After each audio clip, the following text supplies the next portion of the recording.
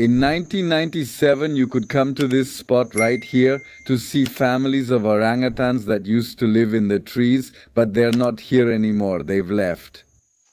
Do you want to see why? I'll show you. All right. Alright, they told us that there's a product that's causing all of this. If we misuse this little plant, we're going to destroy the whole planet. After this, it's going to Latin America because its derivative is the cheapest and most consumed in the world. It was named the most destructive plant on the planet, the most harmful crop in history. Environmentalists made it the poster child for harming the environment. As always, we have to question the official version. We shouldn't believe everything we see in the news, so I came to investigate. And it turns out, no, there's nothing wrong with this plant. The fools, as always, are us, because we're the ones doing everything wrong. The destruction is very real, of course, but we're the idiots and it's all for profit. In fact, this plant is currently the best option in the world to solve the hunger crisis. Do you want to see how this place looked, how it used to look? Let's check it out. Let's start from the beginning. Let's set everything straight. Clear and explained. For years I watched many documentaries showing the destruction and deforestation caused by oil palm plantations. They showed you images like this of what used to be the jungle, and a journalist would come and show you the destruction, just like I'm doing right now. Which is fine, we need to be aware, but they also condemned palm oil and called for its boycott. But the reality, based on the evidence I gathered, and I'm going to show you, is that if we replace this oil, the alternatives destroy 10 times more. This one, just as you see it, is our best option for a future without hunger. The oil palm is not as bad as we were told. In fact, it's not bad at all. The problem is neither the oil nor the tree, it's us. It's not a bad plant, it's a human mistake, but the world economy depends on it. I set out to make the best video in Spanish to explain this global problem in the briefest and most objective way. Here it is. Let me know if I succeeded. Let's look at it from the very beginning. For millions of years, this was the entire planet Earth. This peace, this tranquility where animals lived alone without human beings. Total solitude, unpolluted, without destruction, without wars. And in a fraction of time we arrived, and look, we took it. Here comes total destruction. I challenge you to go to the supermarket in your area and find a single packaged product that doesn't have palm oil. There isn't any, go look for it. Maybe here in Tam we don't use it directly for cooking like in Asia, but it's in everything. Sabritas, gancitos, candy, bread, not just food, cosmetics, soaps, paints, for everything, even to make fuel. If it doesn't show up on the ingredient list as palm oil, any of these names, there are hundreds, are all the same thing. At first, we produced this oil wherever we could, the cheaper the better to make more profit. Until the 70s, when being healthy and fit became trendy. Medical studies revealed to the world the shocking news about how harmful trans fats and saturated fats are. This news led countries like Denmark to make them illegal throughout the country, so the food industry freaked out. Because trans fats are the foundation of everything they sell, and the healthy alternatives are very, very expensive. And it would triple their production costs for everything. No, and now, who's going to save us now? This is 1 square meter of arable land. If we plant soybeans for oil in this square meter, it will give us 40 grams of oil. 40. But if instead of soybeans we plant grapes, and from the grape seeds we extract oil, then it will give us 70 grams of oil. But if we plant oil palm, it will give us all of this. 330 grams of oil. And not only does it give us more oil, but it's also much healthier. It's not marketing. It's truly a healthier alternative to saturated fats. It makes products last longer on the shelves without going rancid. It's the cheapest oil to produce that we know of. A whole kilo costs you less than $2. It gives us 9 times more than soybean oil. Oil palm is a perennial crop. It bears fruit all year round. The crop lifted tens of millions of people out of poverty around the world. It can grow where other crops can't. It sounds too good to be true. The catch is that it only grows in the tropics, where we have the world's rainforests. So the question we humans asked ourselves is, what do we prefer? The natural habitat of many animals like the orangutan, the pristine and beautiful rainforests, or do we want the oil? And people said, no, no, no, I prefer the rainforest. And then the god of money came and said, look, my son, here you will get profits. And what did we say? Ha, cut down that rainforest for me tomorrow. So when the baby orangutan came looking for his little home, his little tree to sleep in, take it to his little tree to sleep. We're very sorry, baby orangutan. We're not interested in your life. We want more money, money, money, money. Most edible vegetable oils that are healthy look more or less like this. The problem with these is that they're very watery, they're very runny. They're not useful for making foods that taste good, like margarine, for example. So they have to add this double bond to make them a little thicker. But here they become what's called trans fats in English. Trans fats, saturated fats, acidic fats, the worst kind of fat there is. And these saturated fats are the ones that increase bad cholesterol and decrease good cholesterol. Like me, I already have high cholesterol. I'm at high risk of stroke and heart attack.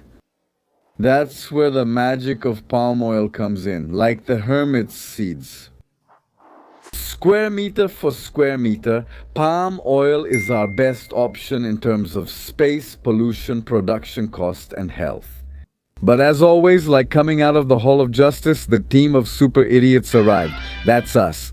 And we found a way to take something so positive and turn it into something destructive. So people started planting like crazy. There's no other word for it. No planning, no strategy, no optimization, no plan to avoid waste.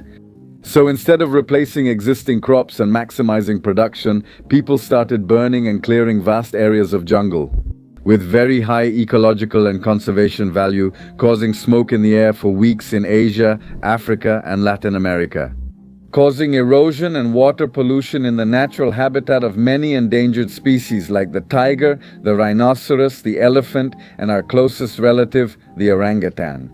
So environmentalists went all out against this poor little palm.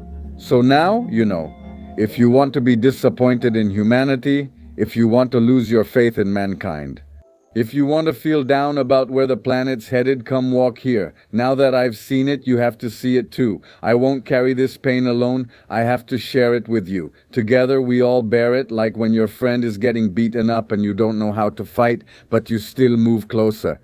To share the beating among more people, so it hurts a little less. That's how it is, with no regulation, organization, planning, or control. In just a few years, it replaced the jungles and covered most of the arable land and available space in Indonesia, Malaysia, and Thailand. One of the most important jungle areas on the planet. Add to all this another crop, the rubber tree. Here it's the same story. Just like oil, we need rubber for everything, and this little tree gives us very cheap rubber. Look there with the little pot. There it goes. I'm on my way from the city of Ao Nang to the city of Phuket. 3 hours on the road. In those 3 hours, all I've seen is oil palm, rubber tree, the newly cleared land to plant oil palm. Or rubber tree. They're just planting the seedlings there. That truck over there. That's palm oil. Look, rubber trees on one side, oil palm on the other, and so on for all of them. Hours. Sometimes they switch sides. You already have the rubber from here. And the oil palm over here. Sometimes oil palm on both sides, sometimes rubber on both sides. But there they are. The current method wastes a lot. Less than 10% of the fruit is used for oil, and the rest is thrown away. They only take out the inside part of the little seed. They squeeze it, they get a few drops out, and everything else goes to the trash to make harvesting easier. The trees are spaced far apart from each other. This increases the amount of space required. Look at how almost the whole country looks now. On both sides. On this side with the oil palms. And on this side with rubber trees. Look how many trees you have per square meter. Look. From above you can see the vegetation and everything. But from down here it's already getting bald. Compare it with this area. Look, this is what is called an ecosystem. a combination of different elements. And yes, you can have a palm tree or two. An oil palm, look, I think you can see one there. The truth is, it's hard to walk around here. The vegetation is very dense. But I think you can see one there. And it's fine. Look at this tree. It's like a building. Look, this is the perfect environment for all species. They've been living here for millions of years. They've already adapted. You can't just come and replace all this diversity and replace it with a symmetrical plantation of a single species. Look, do you see that? You can see the spacing? That perfect symmetry that doesn't exist in nature.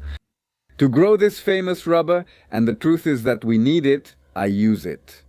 The phone I'm recording with has a protective case made of this rubber. There's this cap I'm wearing, my sneakers. Would I be a hypocrite if I told you, oh, we should cut it down? We don't need any of this. Of course we need it. So you arrive in Thailand and you see this in Thailand. And you say, wow? They have preserved their trees and jungles, but it's artificial green.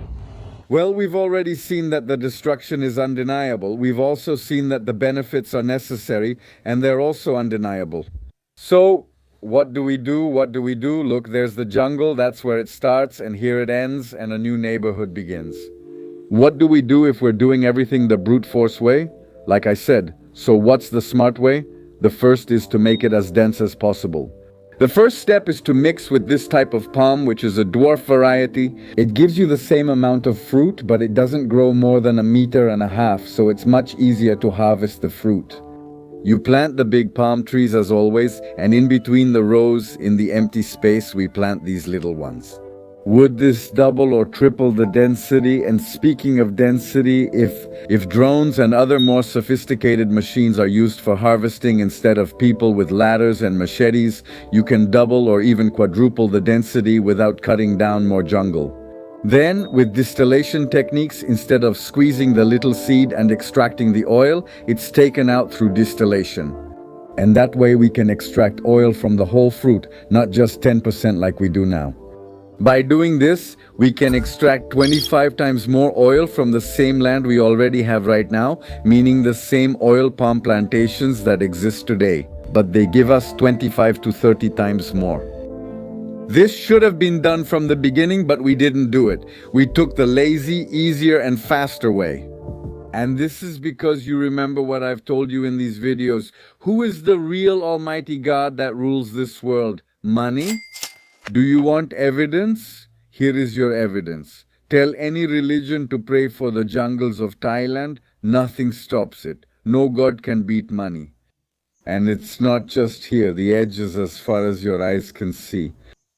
And I know what you're going to say. Oh, you dumb Chiapaneco, you're exaggerating, you're such an idiot. There will always be plantations next to the highways because that's where it's logistically best. So I climbed up here to prove that they're wrong, not to those who call me a dumb Chiapaneco. No, they're right about that, but I'm talking about those who say it's only on the highways. Bam, there's the highway, look how far it goes.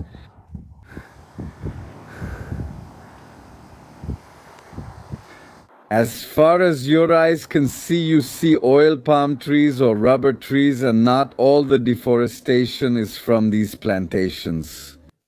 Let's look at this here. Look, a sports complex, it takes up a lot of space. Look, all of this has to be excavated so they can have their sports here, their culture. Just like this village, look, it's just starting to expand. Over there is already the jungle, the Thai jungle. Walk about 20 minutes that way and you're in the middle of one of the densest jungles you could ever see in your life. And here they already have their Muay Thai and boxing gym, which is great for them. They're athletes and martial artists. It's part of their culture. Goku would be proud of them. But all this destruction to build sports facilities is minimal. Minimal compared to the destruction for agriculture. Now we still have the other crops to look at, and not all deforestation is for crops. There's also something very important. To live. And this one, how do you stop it? Well, we need houses. Where are people going to live? We can't live on the ground or in the trees. We need housing, so all these needs are justified. Google's satellite images show that in 2012 here, this exact spot was still jungle. If you look at it in the satellite image, it was all dense vegetation. It was like there was a monkey fighting with a tiger here and an anaconda was watching them. I mean, a real jungle. And now it's this new housing complex. Do we need these homes? Of course, absolutely. No one denies it. We need the jobs they create. Of course, development is undeniable. No one here is against development. What we all also agree on is how tragic it is to lose the jungle. And it's not a small amount. We're talking about millions of hectares of jungle.